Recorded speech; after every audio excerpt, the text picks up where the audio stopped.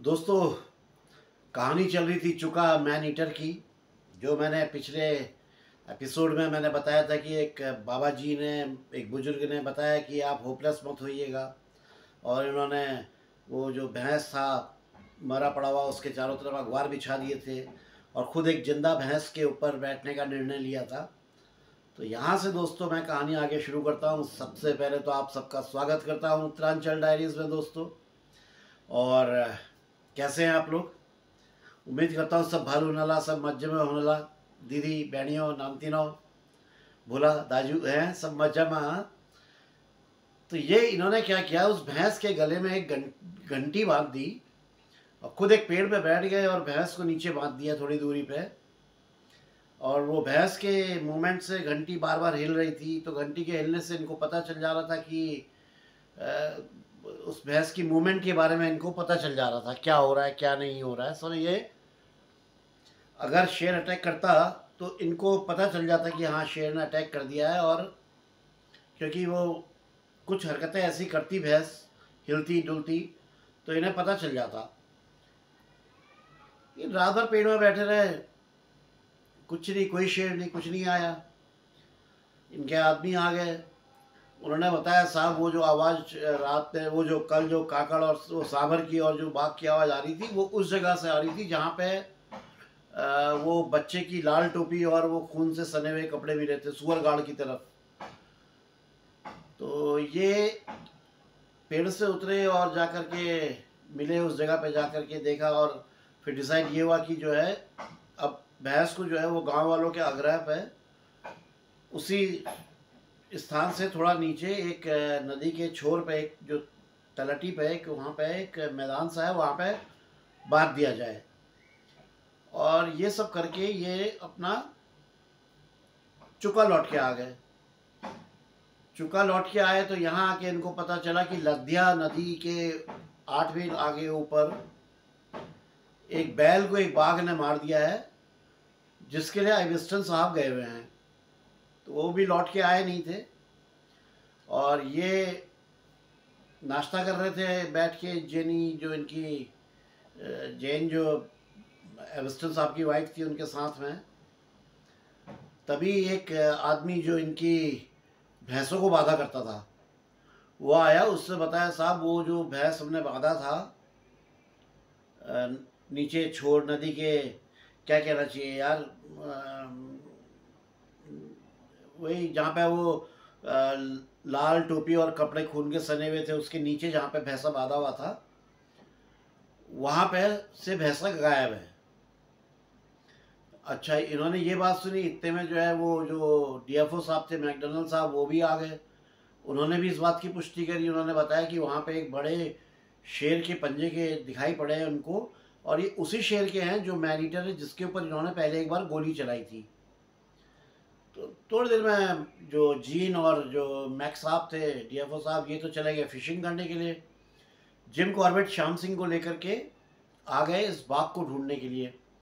तो ये जब उस स्थान में पहुंचे तो इनको बड़ा ताज्जुब हुआ कि वो बाघ ने कोई ऐसे, मतलब एक वो रस्सी जिससे भैंस बंधी हुई थी टूटी हुई, और बाघ के पंजों के अलावा वहाँ पे कोई और निशान कुछ इनको दिख नहीं रहे थे कि जिससे आइडिया लगाएं कि ये बाघ किस दिशा में गया हुआ है।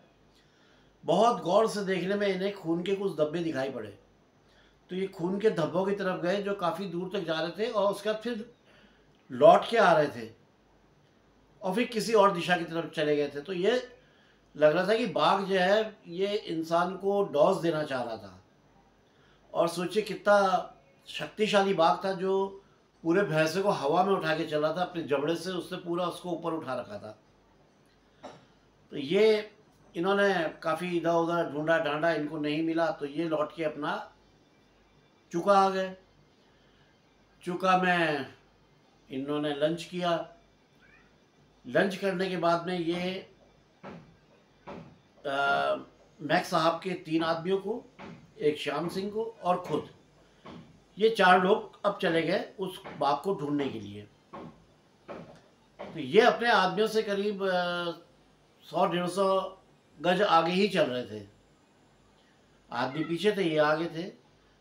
तो जहाँ पे ये बताते हैं कि वो नदी सक्रिय हो जाती थी, उस जगह पे जैसे ही पहुंचे तो इनको अपने ऊपर दाहिनी साइड से करीब 20-25 गज से बाघ की आवाज़ सुनाई पड़ी, मतलब गुर्राने की, जो एक अल्टीमेटम साउंड होता है। तो ये सुने और ये वहीं पे जाम हो गए, वहीं पे खड़े हो गए। ये बोलते हैं कि अगर आदमखोर बाघ है या कोई भी बाघ है, आप किसी जंगल में जा रहे हैं और आपके नज़दीक में बाघ अगर बोल रहा है तो रोंगटे खड़े कर देने वाला सीन होता है। यानी कि उस जगह पे कोई गारंटी नहीं है क्या हो सकता है। तो इन्होंने समझदारी, बोलते कि मैंने समझदारी करी, मैं धीरे धीरे पीछे होने लगा। मैंने उसको ये आभास करा दिया, नहीं भाई तू अपना काम कर, मैं जा रहा हूँ यहाँ से।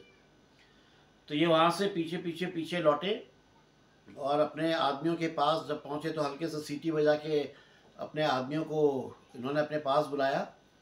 और उसके बाद में उन 3 लोगों से बोला कि भाई अब तुम लोग जाओ यहाँ से, मेरे को बाघ मिल गया है, मैं देख लूँगा। तो उन्होंने बोला अरे नहीं नहीं साहब, हम ये मैनीटर की आवाज़ है। उन्होंने भी गरजने की आवाज़ सुन ली थी, जो बुर्राया था वो उन लोगों ने भी सुन लिया था। तो उन्हें भी पता चल गया था कि यहाँ पे नज़दीक पे आदमखोर है। और उनकी वापस जाने की हिम्मत अकेले नहीं थी, ना तो उनके पास बंदूक थी ना कुछ थी। तो उन्होंने यही जिम कॉर्बेट साहब को बोला। तो जिम कॉर्बेट साहब ने उनकी परिस्थिति को समझा और बोले ठीक है तो फिर तुम मेरे साथ ही रहो, लेकिन यार आवाज़ बिल्कुल मत करना, बिल्कुल शोर मत करना। और उसके बाद वहाँ से वो बाग के अपोजिट में ही 200 गज पीछे गए।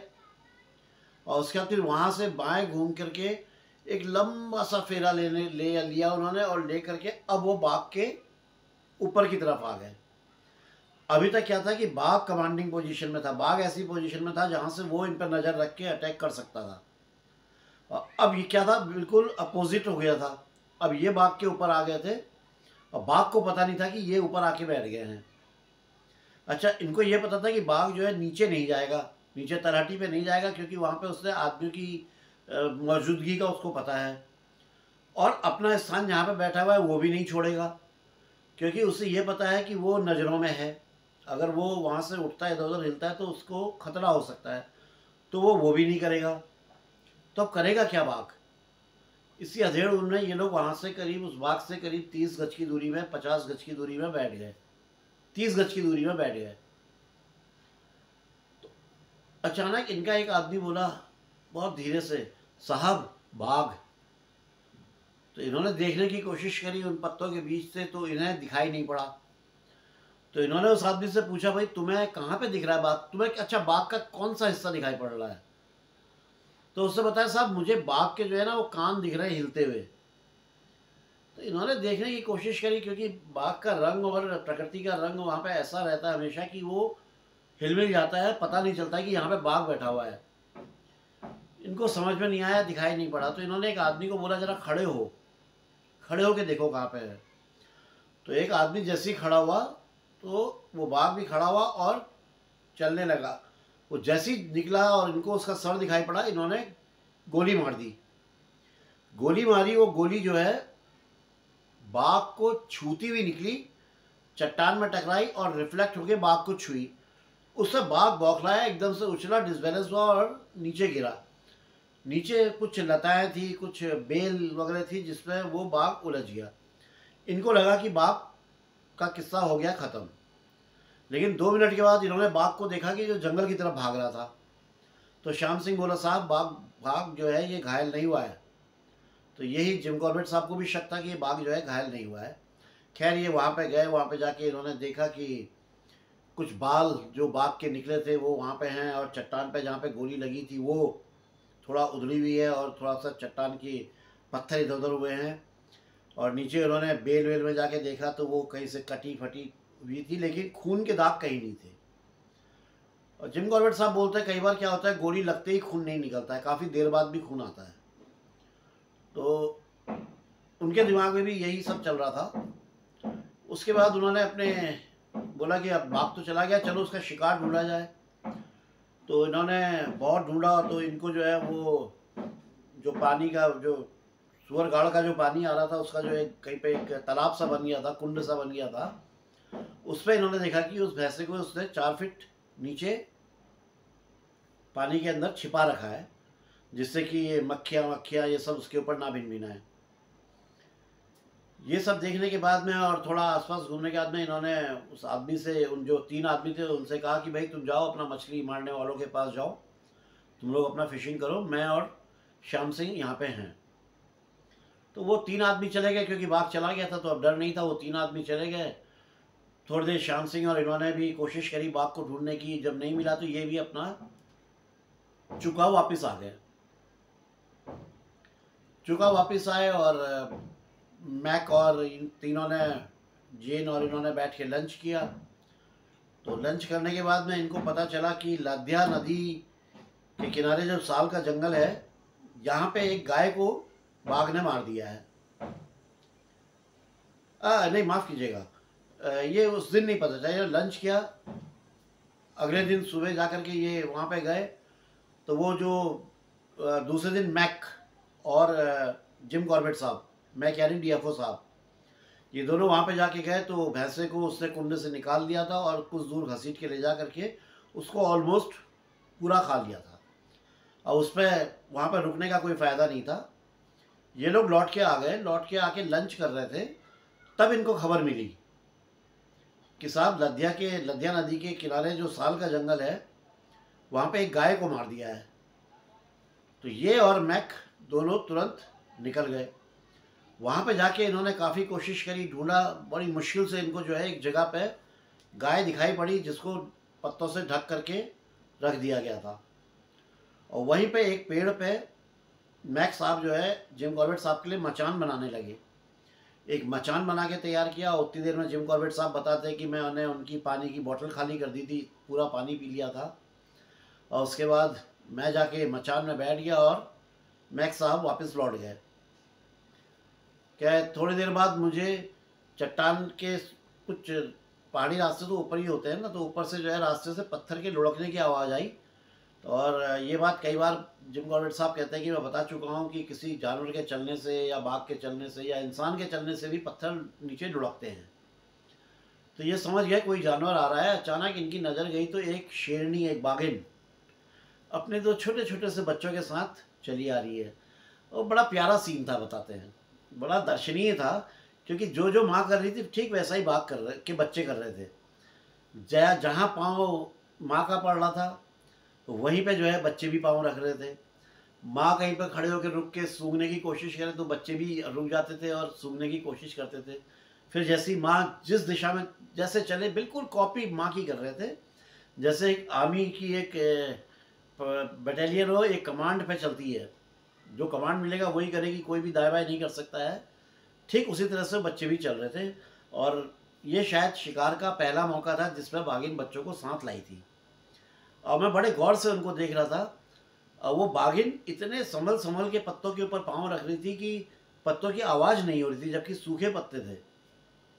और उसी तरह क्रम में बच्चे भी पीछे पीछे से। बाघिन मेरे पेड़ के नीचे से आगे आकर के करीब 10 फुट आगे जा कर के एक जगह पे लेट गई और उसकी नाक उसने जो है शिकार की तरफ कर दी। बाघ के बच्चे समझ गए कि माँ जहाँ नाक से इशारा कर रही है उधर खाना है, जाके खाना चाहिए। दोनों बच्चे चले गए। अब जा कर के वो जा रहे, इधर उधर ढूंढ रहे, उन्हें शिकार मिल ही नहीं रहा था। तो यहाँ पे जिम कॉर्बेट साहब ने पहले भी कई बार बताया है, मैंने भी आप लोगों को वीडियो में बताया था जिम कॉर्बेट साहब की बात का, कि बाघ के अंदर सूंघने की शक्ति कम होती है। तो बताओ वहाँ पे जिस की बदबू से, जिस मांस की बदबू से, जो एक दिन पुराना मांस, जिसकी बदबू से जिम कॉर्बेट साहब और मैक्स साहब ने उस गाय को ढूंढ लिया था, वो बच्चे उसके नज़दीक में घूम रहे थे लेकिन नहीं पहचान पा रहे थे।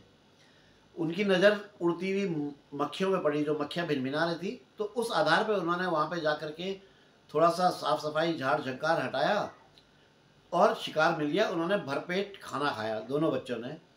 और खाना खा करके उसके बाद अपनी माँ के पास आ गए और उसके बाद माँ के साथ खेलने लगे। माँ ने भी बड़े दुलार से, लाड़ से, उनको बड़े प्यार से उनको चाटना शुरू किया। उनके फरों को जो गंदे हो गए थे, खून लग गया था, सब साफ़ किया, अच्छी तरह साफ़ करके उनको प्यार करते हुए उठी और फिर लद्या नदी की तरफ को जाने लगी। अपनी तरफ से कोशिश करी थी छिपाने की, लेकिन विजिबल थी क्योंकि वहाँ पे झाड़ वाड़ तो थे नहीं, खुले खुले मैदान थे जिनमें पेड़ थे।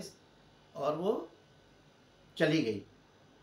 कुछ देर बाद में जी कॉर्बेट साहब भी उतरे और उतर के चुका चले गए। थोड़ी देर बाद में आइबिस्टन साहब भी लौट के आ गए, क्योंकि वो उस बैल के ऊपर बैठे हुए थे, लेकिन वो बाघ आया ही नहीं बैल को दोबारा खाने के लिए। उसके बाद में 3-4 दिन के बाद में इनके पास खबर आई थाक के मुखिया की कि साहब मेरे भैंस को बाघ ले गया।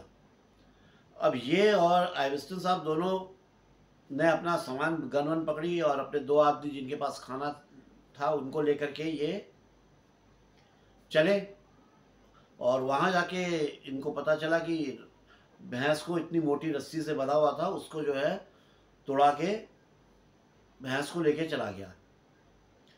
इन्होंने घसीटे जाने के निशानों का पीछा किया और बाघ करीब 2 मील तक चला गया था शिकार को लेकर के। ये समझ नहीं पाए कि ये इतनी दूर बाघ लेके कहाँ जा रहा है, क्या कर रहा है।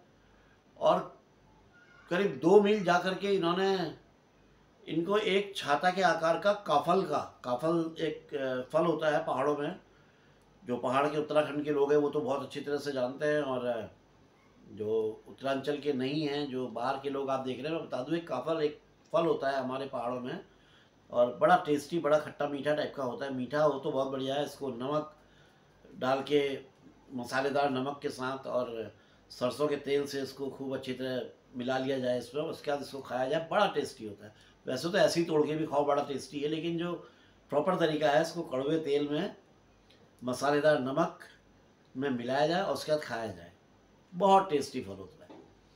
तो उस पेड़ के नीचे एक खाव टाइप का था, मतलब एक गुफा टाइप की थी, वहाँ पे बाघ ने उस शिकार को रख दिया था। तो इन्होंने जाकर के देखा तो ये उसी नरभक्षी का शिकार था, उसी नरभक्षी ने मारा था, क्योंकि उसमें दांत का एक निशान नहीं था। ये समझ गए थे कि ये नरभक्षी का शिकार है। अब डिसाइड ये हुआ कि अब यहीं पे बैठा जाए शिकार के लिए।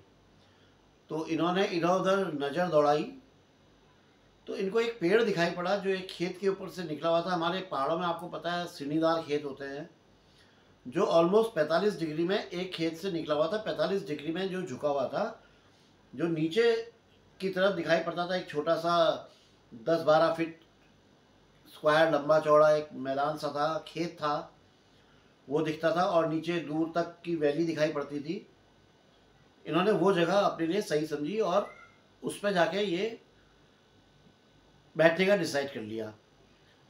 और जो आइबिस्टन साहब थे वो और इनके आदमी कुछ दूरी पर जाके, आइबिस्टन साहब ने अपने आदमी से कहा कि तुम इस पेड़ के ऊपर चढ़ जाओ और इसको हिलाओ ऊपर से, और ऐसा दिखाओ कि जैसे इसमें मचान बांधा जा रहा है। तो वो आदमी ऊपर चढ़ गए और चढ़ के हिलाने डुलाने लगे और मचान सा बांधने लगे, और उसके बाद उतर के वो लोग वहाँ से दूर जाते चले गए। थोड़ी देर के बाद में जिम कॉर्बेट साहब कहते हैं कि एक लाल मुंह वाले बंदर की कॉल आने लगी, यानी कि बाघ ने मूवमेंट शुरू कर दी थी, बाघ ने आना शुरू कर दिया था। और करीब 8 बार वो लाल मुंह वाला बंदर ने कॉल करी। बताते हैं कि जो बंदर की आंखें होती है बहुत तेज होती है और बहुत दूर तक वो देख लेता है, तो वो बाघ को उससे देख लिया था। तो क्या मैंने ऐसे उस मैदान की तरफ नज़र दौड़ाई तो मैंने देखा 40 गज की दूरी में बाघ खड़ा है, और बाघ ने अचानक एक खड़ी चढ़ाई जिसमें अगर आदमी भी चढ़े तो उस पर अपने मतलब हाथ और पांव चारों को इस्तेमाल करेगा तभी चढ़ पाएगा। ऐसी खड़ी चढ़ाई में बाघ बड़ी तेज़ी से चढ़ता चला गया, और चढ़ के ऊपर आकर के वहाँ से वो कभी उस पेड़ को देख रहा था जिस पेड़ में उसने आवाज़ सुनी थी कुछ हरकत होने की, जिस पेड़ को हिलाया जा रहा था, और कभी जिम कॉर्बेट साहब जिस पेड़ में बैठे थे कभी इस पेड़ को देखें। अच्छा, जिम कॉर्बेट साहब जिस पेड़ में बैठे थे इस पेड़ को लताओं ने और बेलों ने कुछ इस तरह से जकड़ लिया था चारों साइड से कि पेड़ का तना जहाँ पे ये बैठे हुए थे वो एरिया दिख नहीं सकता था, क्योंकि सामने से जालियां लगी हुई थी, मतलब जो पत्तियां थी उन्होंने जाल सब बुन रखा था पूरा। ये बाघ को देख रहे थे और बाघ बड़े असमंजस में था। बाघ कभी इनके पेड़ को देखे और कभी जो है उसको देखे। काफ़ी देर तक वो ये सब करता रहा, उसके बाद उससे एक छलांग मारी और एक जगह की तरफ कूद गया। कॉर्बेट साहब बोले कि अब ये जो है मेरे पीछे साइड से कहीं से जाएगा और अब शिकार को खाना शुरू करेगा। लेकिन इनको घास के दबने की आवाज़ सुनाई पड़ी, तो ये थोड़ी देर बिल्कुल शांति से बैठे रहे और उसके बाद इन्होंने ऐसे करके दाहिनी तरफ करके यूं करके नज़र ऐसे नीचे देखा, तो इनसे 10 फीट की दूरी पे नीचे बाघ आराम से सोया हुआ था। वो बीच बीच में आँख खोलता था और मक्खियाँ उड़ाता था और फिर सो जाता था। तो इनको जो बाघ का हिस्सा दिख रहा था जिसपे ये प्रॉपर, अच्छा गन ऐसे रखी हुई थी कि ये उठा करके गन को उठा के निशाना लेके फायर करने की सोचे तो आवाज़ होती जिसमें कि बाघ भाग जाता। तो ये बड़े असमंजस में थे कि क्या करूं। अब इनके पास दो ही रास्ते थे, या तो बाघ का इंतज़ार करें, बाघ उठे और अपने शिकार को खाने के लिए आए, या फिर ये जो है गोली चला दें। तो परिस्थिति बड़ी ख़राब थी। अच्छा, दूसरे हिस्से से जहाँ पे ये गोली बाघ को चला सकते थे उस हिस्से में इनको बाघ की एक पिछली टांग और कमर और पूंछ दिखाई पड़ रही थी। तो ये इन्होंने सोचा कि यार इंतज़ार करूं और मेरे सामने ये मैन ईटर पड़ा हुआ है, इससे बढ़िया मौका मेरे को दोबारा मिलेगा कि नहीं मिलेगा। कहीं ऐसा ना हो कि इसकी गन सूंघते हुए कोई दूसरे शिकारी आ जाए, भालू टाइप का, जो छीन ले जाए इसके शिकार को। और बाघ जिस तरह से सो रहा है लग नहीं रहा है कि ये भी घंटों तक उठेगा। इतनी ठंडी ठंडी शीतल हवा चल रही है, तो बढ़िया अच्छे से अच्छे इंसान को नींद आ जाए। तो ये तो भारी भरकम जीव है, बाघ है, और ये अगर सो रहा है, आराम कर रहा है, तो अब सब इसी की मर्जी में है ये कब उठे कब खाए। तो कुछ समझ नहीं पा रहे थे, बहुत देर तक ऐसी सोच विचार में लगे रहे क्या करें क्या करें। फाइनली इन्होंने डिसीजन लिया कि मैं इस बाघ को मारता हूँ, भले ही इसके पीठ में गोली मारूं। अच्छा, पीठ में गोली मारूंगा तो स्पाइन में गोली लगेगी, तो यार ये बेचारा घायल हो जाएगा, बहुत बुरी तरह से तड़फेगा, और मैं अपनी नज़रों में एक खूनी कहलाऊंगा, मर्डरर कहलाऊंगा। तो ये भी था। फिर ये भी दिमाग में आया, यार अगर नहीं करता हूँ तो ये पता नहीं कितने इंसानों की रीढ़ की हड्डी तोड़ देगा। तो मैंने फाइनल डिसीजन लिया और मैंने एक जो पत्तियों का जो जाल सा था उस जाल के बीच से अपनी बंदूक निकाली। अब मुझे बंदूक तो मैंने निकाल दी, नाल तो निकल गई, लेकिन जो फ्रंट साइड प्रोटेक्टर होता है, बैक साइड व्यू होता है ना गन में, आगे मक्खी होती है, तो मक्खी इनको नहीं दिखाई पड़ रही थी। और जिस तरह से इन्होंने गन ऐसे पकड़ी हुई थी, ये 100% श्योर थे कि अगर ये फायर करेंगे तो या तो इनकी उंगली टूट जाएगी या कलाई फट जाएगी, क्योंकि गन से जो पीछे को झटका आएगा वो संभालना बड़ा मुश्किल होगा। तो इनका जो भी है रिस्क तो लेना ही पड़ेगा।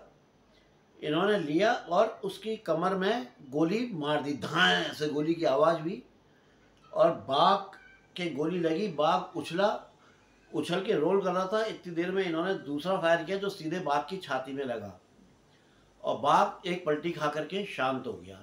ना इनकी कलाई फटी, ना इनकी उंगली टूटी, बाघ शांत हो गया।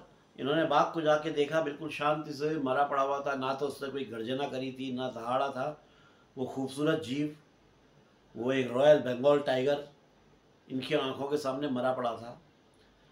अब ये चलने लगे, तो इनकी फायर की आवाज़ सुन के आइबिस्टन और उनके साथ में जो आदमी थे वो लौट के आ रहे थे। तो रास्ते में ये लोग मिल गए। तो जब लौट के आए बाघ के पास में देखा तो वो तो 4 लोगों के बस का था नहीं उसको उठा के ले जाना।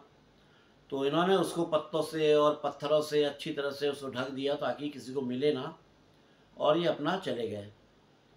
और पूरे थाक में, चुका में, लद्या के आसपास सब जगह खबर फैल गई कि बाघ, नरभक्षी बाघ मारा गया है।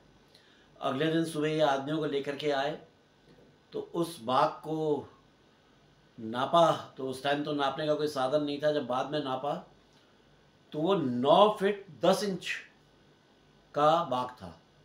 इमेजिन कीजिए कितना बड़ा बाघ होगा। और उसमें कई छर्रे भी लगे हुए थे जिससे वो घायल हुआ था। और उसको देखने के लिए जो तमाम गांव की भीड़ आई हुई थी, उस भीड़ के बीच में वो बच्चा भी था जिसके भाई को इस बाघ ने खा लिया था, मार दिया था, खा गया था। तो दोस्तों, इस तरह से चुका का मैन ईटर का खात्मा हुआ। कहानी कैसी लगी अपने कमेंट्स में ज़रूर बताइएगा दोस्तों। और अगर कहानी पसंद आई हो तो आपके लाइक और कमेंट्स। जो मित्र पहली बार वीडियो में आए हैं सब्सक्राइब करें। ये उत्तरांचल डायरीज़ है, ये स्पेशली वाइल्ड लाइफ के लिए चैनल नहीं है, ये बात मैं क्लियर कर दे रहा हूँ। ये उत्तरांचल में जो जो सब हुआ है उन सब के बारे में मैं आपको बता रहा हूँ। तो अभी ये उत्तरांचल के बाघों वाला एपिसोड चल रहा है, तो इस पर जो बाग हुए थे उन सबके बारे में बताऊंगा, जैसे तल्लादेश का बाग, फिर चंपावत की बागिन और एक रुद्रप्रयाग का बाग। इन तीनों के बारे में मैं और बताऊंगा। उसके बाद मेरा बागों का एपिसोड ख़त्म हो जाएगा। फिर मेरी अगली कहानी देखता हूँ किस विषय में शुरू होती है। तो दोस्तों तब तक के लिए आज्ञा दीजिए। और जो मित्र पहाड़ों से पलायन करके जा चुके हैं उनसे हाथ जोड़ के विनती करता हूँ, अपने घर अपने गांव आएँ लौट के, अपने इष्ट देव की पूजा करें। हो सके तो एक 2 कमरे का मकान घर में बना लें, अपने बच्चों को लाएं। यकीन मानिए आपके लोग हमारा पहाड़ आपको दोबारा वहाँ पर देख के बहुत खुश होगा। हम आपका स्वागत करेंगे। एक एक पहाड़ की नदी, जल, वायु, पहाड़ सब आपका स्वागत के लिए बैठे हुए हैं। आपके चचा चाची काका काकी भाई बिरादर सब इंतज़ार कर रहे हैं। तो दोस्तों आज्ञा दीजिए, चलता हूँ। जय बद्री विशाल, जय उत्तरांचल, जय भारत माँ।